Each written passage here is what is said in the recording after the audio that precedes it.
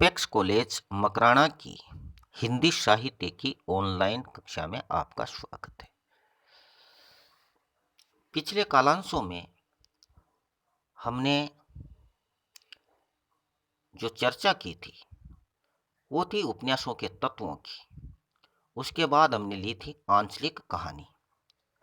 आज हम वापस इस कालांश में जो चर्चा कर रहे हैं वो आपके हिंदी साहित्य के प्रथम प्रश्न पत्र के बारे में चर्चा करेंगे, जिसमें हमने पहला लिया है जो पहला आपके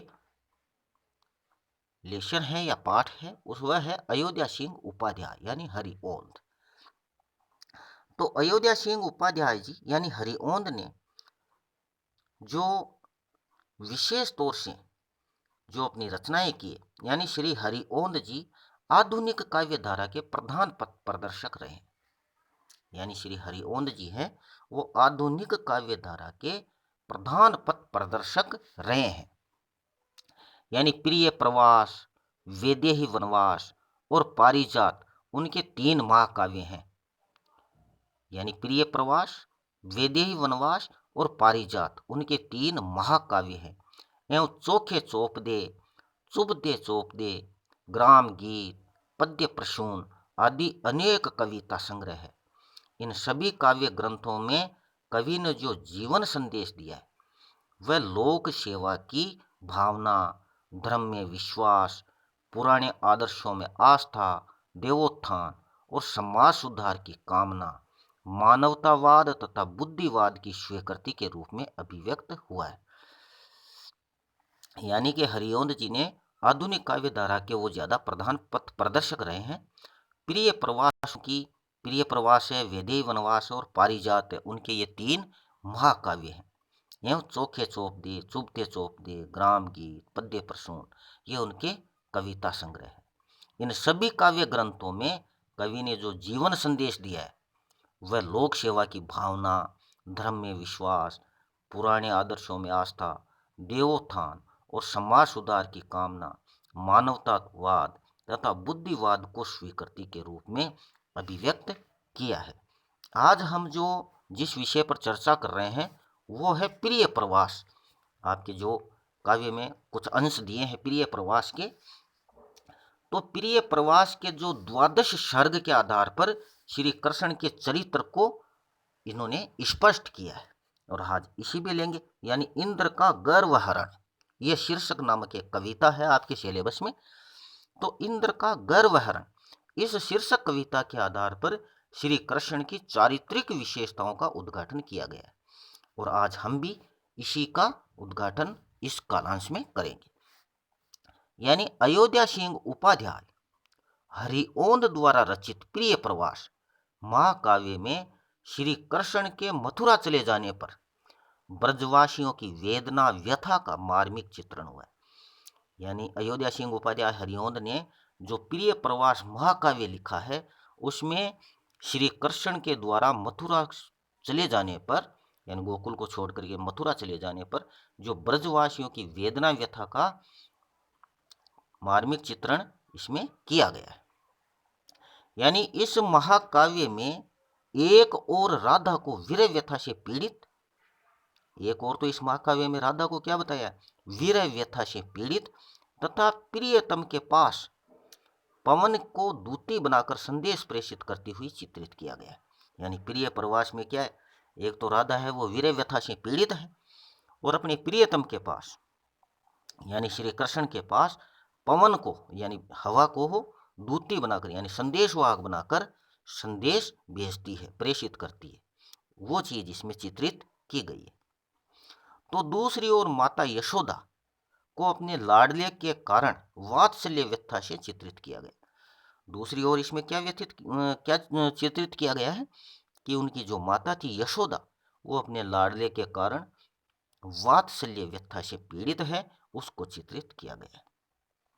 जब उद्धव गोकुल में जाकर ब्रजवासियों को ज्ञान योग का संदेश देने को उद्यत हुए, यानी जब उद्धव गोकुल में आकर के ब्रजवासियों को ज्ञान योग का संदेश देने लगे तब सभी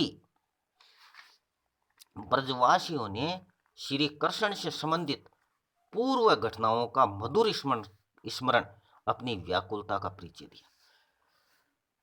यानी जब उद्धव उनको ज्ञान योग का पाठ पढ़ा रहे थे, तब ब्रजवासियों ने उद्धव से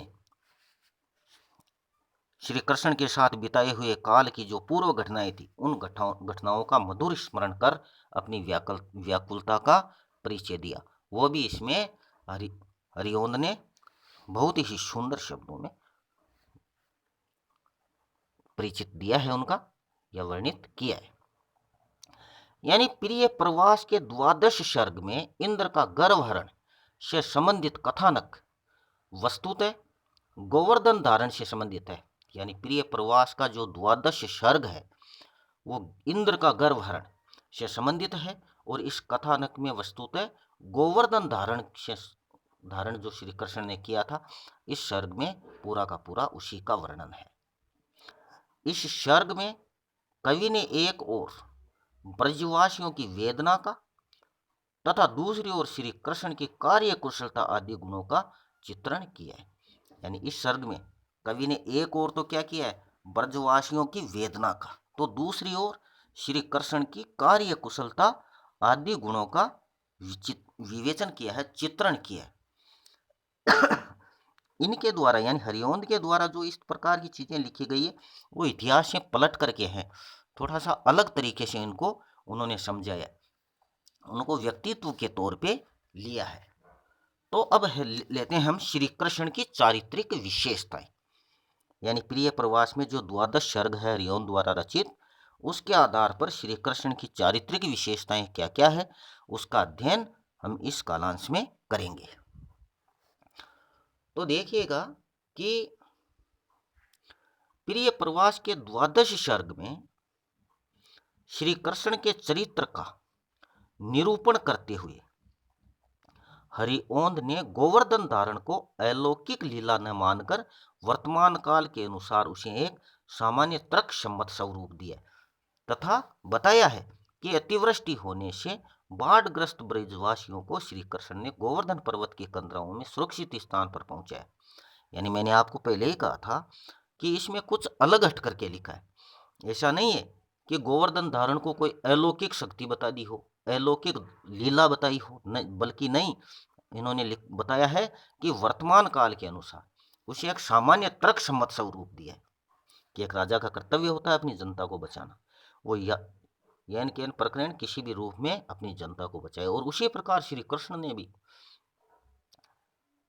सामान्य तर्क के द्वारा ही बताया, और श्री कृष्ण ने भी बताया कि अतिवृष्टि होने से बाढ़ग्रस्त जो ब्रजवासियों को थे, उनको श्री कृष्ण ने गोवर्धन पर्वत के कंदराओं में सुरक्षित स्थान पर पहुंचाया, न कि कोई पर्वत उठा करके उसके नीचे रख दिया, उनकी कंदराओं में, उनकी गुफाओं में उनको सुरक्षित पहुंचा दिया।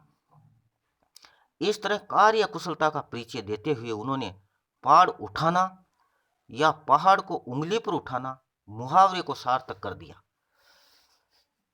यानी एक मुहावरा होता है जैसे पहाड़ उठाना, पहाड़ उठाने का मतलब है बहुत सारी कठिन परिस्थितियों को भी अपनी वश में कर लेना। इसका मतलब ये नहीं हो जाता कि पहाड़ को ही उठा लिया हो, या पहाड़ को उंगली पर उठाना, यानी बहुत बड़ी समस्याओं को चुटकी भर में उसको सरल कर देना या समस्या का निदान कर देना, यह भी एक मुहावरा है जो पहाड़ को उंगली पर उठाने का अर्थ होता है। तो इस प्रकार श्री कृष्ण ने उतनी बड़ी समस्याओं को भी अपने कार्य कुशलता से उस समस्या का निदान कर दिया। तो इन मुहावरों को उन्होंने सार्थक कर दिखाया। इस प्रकार का कथानक अपनाकर हरिओंद ने श्री कृष्ण की जिन चारित्रिक विशेषताओं का उद्घाटन किया है, उनको हम निम्न बिंदुओं के आधार पर अलग अलग रूप से देख सकते हैं। तो श्री कृष्ण की पहली जो विशेषता है वो है विनम्र स्वभाव। पहली विशेषता क्या है? विनम्र स्वभाव। यानी प्रिय प्रवास के द्वादश सर्ग में श्री कृष्ण को एक ऐसा नवल बालक बताया गया है जो भयभीत ब्रजवासियों के सम्मुख अतीव विनम्रता से अपने बात रखता है तथा उन्हें अतिवृष्टि रूपी विपत्ति से सुरक्षित रहने का उपाय बताता है। उनके विनयी स्वभाव को देखकर सभी लोग प्रसन्न होते हैं। यानी इस द्वादश सर्ग में, जो प्रिय प्रवास का द्वादश सर्ग में, इसमें हरिओंद जी ने श्री कृष्ण का एक ऐसा नवल बालक बताया है, एक ऐसा छोटा बालक जो भयभीत ब्रजवासी थे अतिवृष्टि के कारण, उनको सुरक्षित विपत्ति से निकाल करके सुरक्षित स्थान पर जाने का उपाय बताता है, जिनके विनय स्वभाव को देख करके सभी ब्रजवासी खुश होते हैं। वो बताते हैं कि सब उपस्थित प्राणी समूह को निरख के निज आनंद देखता बन विशेष विनित मुकुंद ने ये का ब्रज भूतल भूप से। कि सब उपस्थित प्राणी समूह को निरख के निज आनंद देखता बन विशेष विनित मुकुंद ने ये का ब्रज भूतल भूप से। ये इस प्रकार की, देखो किस प्रकार की शब्द संयोजना हरिओंद जी ने की है। यानी सब उपस्थित प्राणी समूह को देख करके निरख के निज आनंद देखता, यानी देख करके उन्होंने उनको कि बन विशेष विनित मुकुंद ने, वो विनित रूप से, विनम्र रूप से, ये का ब्रज भूतल भूप से, कि वो विनम्र स्वभाव से उनको कहा, ब्रजवासियों को कहा। तो इस प्रकार उनका विनम्र स्वभाव परिलक्षित होता है। दूसरा जो हम बिंदु लेते हैं वो है अतीव समझदार। वो क्या है? अतीव समझदार।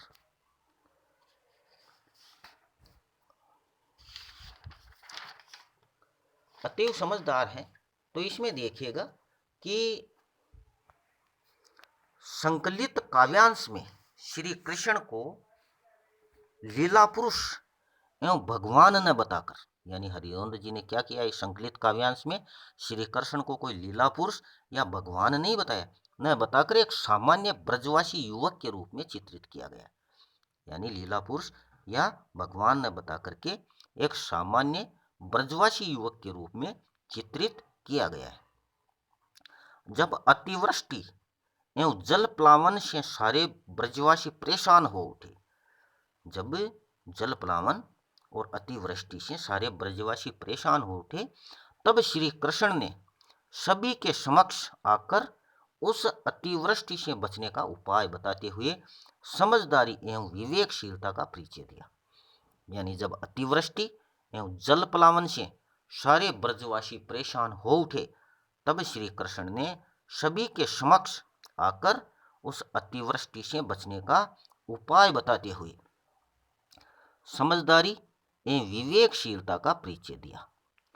उन्होंने सभी ब्रजवासियों को सलाह दी, और सलाह देते हुए उन्होंने क्या कहा, हरिओंद जी के शब्दों में जो प्रिय प्रवास में रचित है, उन्होंने लिखा, जिस प्रकार घिरे घन व्योम में प्रकृति है जितनी कुपिता हुई, प्रकट है उससे ये हो रहा, विपद का टलना बहु दूर है, इसलिए तज के गिरी कंदरा, अपर यत्न न है अब त्राण का।